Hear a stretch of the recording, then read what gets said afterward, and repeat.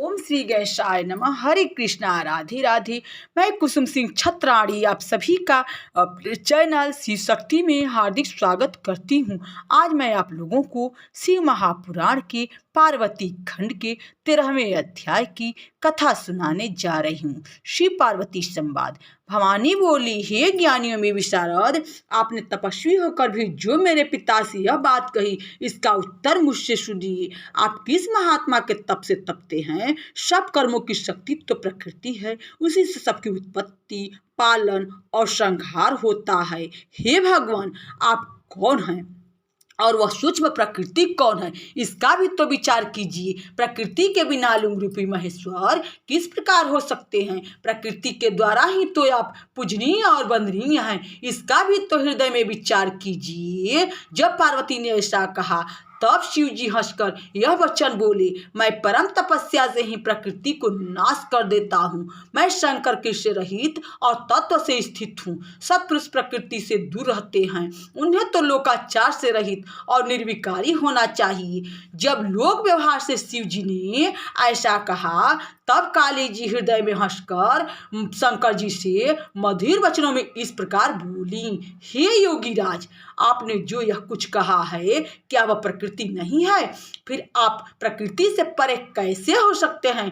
तत्व से कहिए। सब कुछ तो प्रकृति से ही नित्यबद्ध हो रहा है। संपूर्ण वचन और रचना तो प्रकृति से ही है। सुनना, खाना, देखना, यह सब कुछ प्रकृति का ही कार्य है।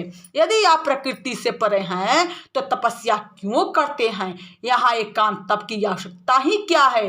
प्रकृति से गलित हो आप नीच को नहीं जान सकते, और यदि आप नीच को जानते हैं तो तप की क्या आवश्यकता है? प्रत्यक्ष को अनुमान का प्रमाण ही क्या?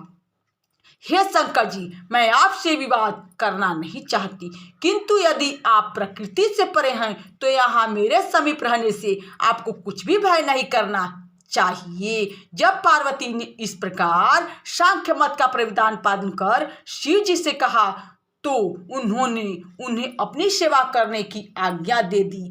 फिर शंकर भगवान ने हिमाचल को घर जाने की आज्ञा दी। वह अपनी पुत्री पार्वती को साथ लेकर चले गए। जब पार्वती नित्य अपनी सखियों के साथ भगवान शंकर के पास उनकी सेवा करने के लिए आती और नंदीश्वर आदि उन्हें कोई नहीं रोकते। सांख्य और वेदांत के मत को लेकर शिव पार्वती का यह संवाद बड़ा ही सुखकारी है। इंद्रियों से परे होकर भी शंकर जी ने पार्वती को अपनी सेवा में लगा लिया। पार्वती नित्य अपने पिता के घर में से आती और शंकर जी की षोडशोपचार पूजा कर फिर चली जाती। इस प्रकार ध्यान में तत्पर महादेव जी की सेवा करती हुई पार्वती जी ने अपने बहुत सा समय व्यतीत किया, परंतु निर्विकारी शंकर जी कभी भी विकार को न प्राप्त हुई। उन्होंने लावण्य से व्याप्त मनमोहक काली को नित्य अपने समीप पाकर भी स्त्री रूप में ग्रहण नहीं किया। उन्होंने निश्चय कर लिया था कि जब यह काली तप व्रत कर धारण करेगी और जब इनमें किंचित गर्व का बीज भी न रह जाएगा तब मैं इसे ग्रहण करूंगा। ऐसा विचार कर महालीलाधारी शंकर जी अपने ध्यान में लीन हो गए। तब ब्रह्मा जी की आज्ञा से इंद्रादि देवताओं ने एक दिन कामदेव को वहां भेज दिया, परंतु शंकर जी का मन न डिगा। फिर उन्होंने कामदेव को ही भस्म कर दिया।